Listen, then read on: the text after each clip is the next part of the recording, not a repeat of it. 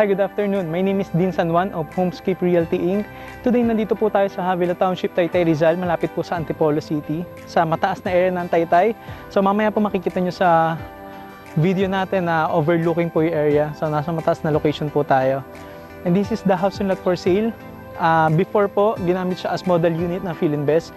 And now po, binibenta siya as fully furnished. So makikita nyo po yung mga gamit, magaganda po. Tara po, pasok tayo. And this is the 2-car park garage. Yan. By the way, it has 276 square meter lot area with floor area of 133 square meter. 3 bedrooms, 3 toilet and bath, and 1 maid's room with toilet and bath. Tingnan po natin yung likuran.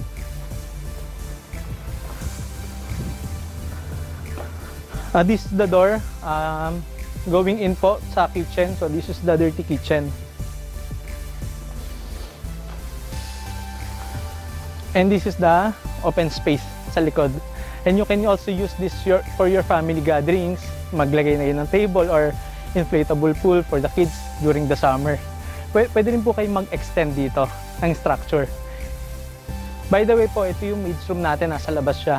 Pero ngayon lang po, nakalock siya. Pero kagandahan po ng maid's room natin, pwede siya maglagay ng single bed or bunk beds. And meron na rin po siyang CR sa loob.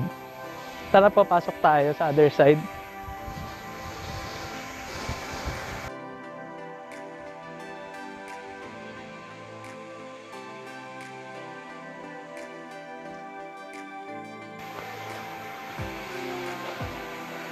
This is the living room of the house, and ito po yung main door natin.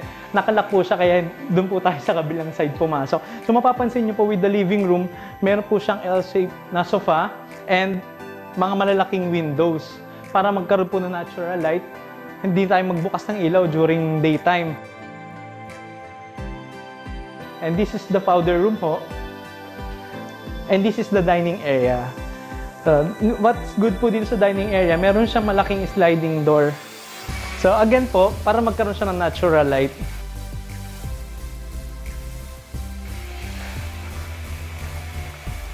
Punta po tayo dito sa kitchen. Kanina po nadaanan natin tong door na to. Ito po yung door, and this is the kitchen.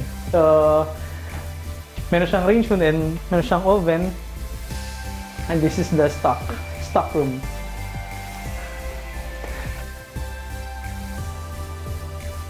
Punta po tayo sa ating first bedroom.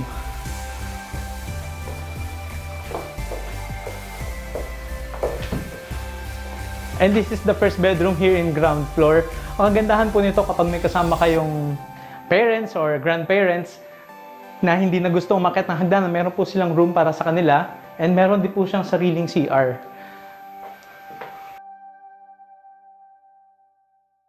Okay po, tara po. Panik po tayo sa second floor. So, as you notice po, dito sa hagdanan, hindi po siya masyadong steep, kaya masarap hakbangan. And yung baitang niya, medyo malaki. Even may foot po na size 9, kasya. And dito, take note po, wala po kami nakabukas na ilaw ngayon. Puro natural light po yan because of bigger windows.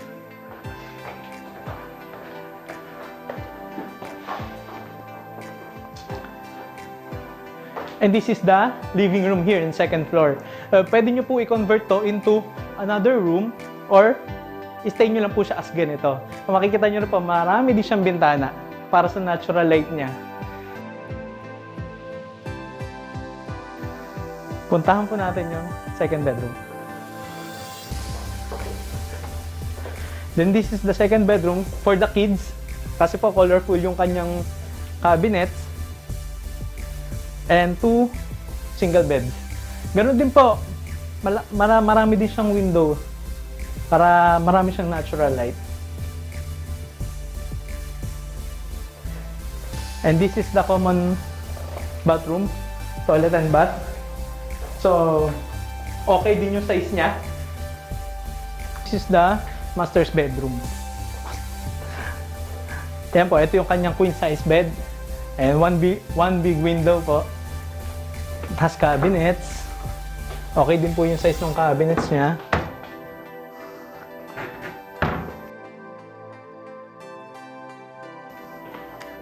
And may sarili po siyang toilet and bath. Magaganda rin po yung fixtures na ginamit sa kanya, which is HCG. Ganon din po dito.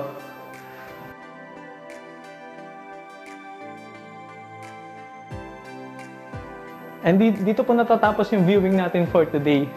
So if you like the video po, please click subscribe para ma-notify po namin kayo for our next video. Target po namin gumawa ng video every week na isang bahay po na i-feature namin. And by the way po, if you like this house, you can inquire po at 0917-630-6383 for Globe and Viber, 0925-630-6383 for Sun Cellular, and for our landline, 02-208-7011. Thank you po and God bless.